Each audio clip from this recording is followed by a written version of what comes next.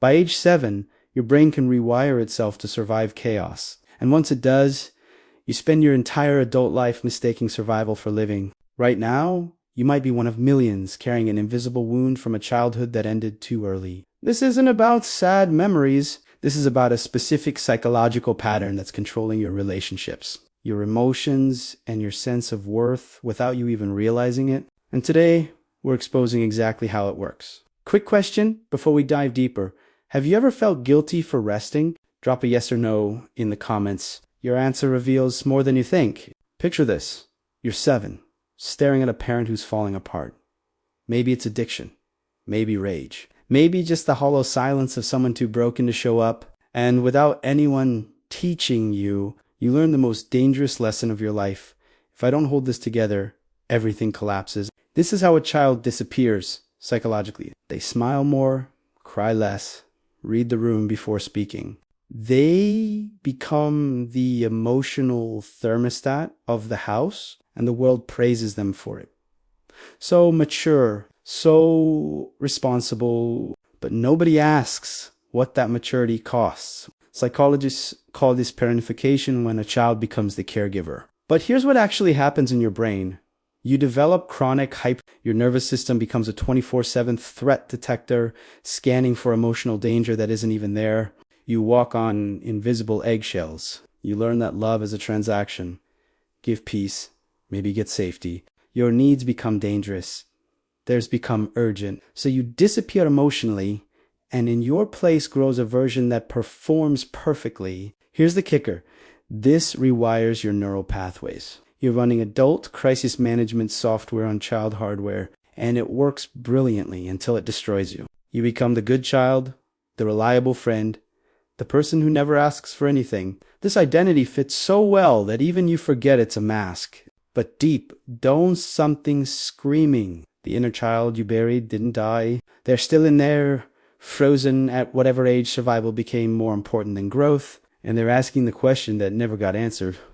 Why didn't anyone protect me? You might be 35 with a career and a 7-year-old's wiring around receiving care. That child is still pulling your strings, choosing your partners, sabotaging your happiness, because what saved you then is imprisoning you now. As an adult, the symptoms multiply. You become hyperindependent, refusing help, pushing people away, suffocating when someone tries to care.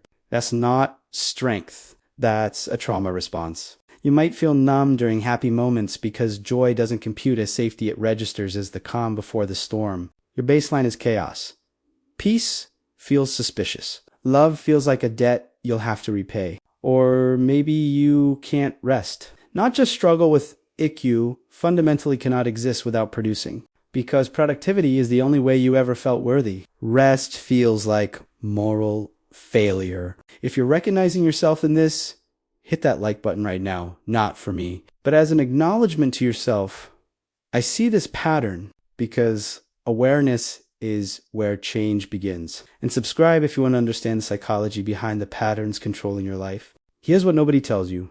When dysfunction is normalized early, your nervous system accepts chaos as baseline. You don't prefer drama, but calm relationships feel wrong. You unconsciously create conflict or choose partners who recreate familiar instability. You're not attracted to chaos, you're trying to master it. Your unconscious thinks, if I can finally fix this person, I can rewrite my childhood. But you can't.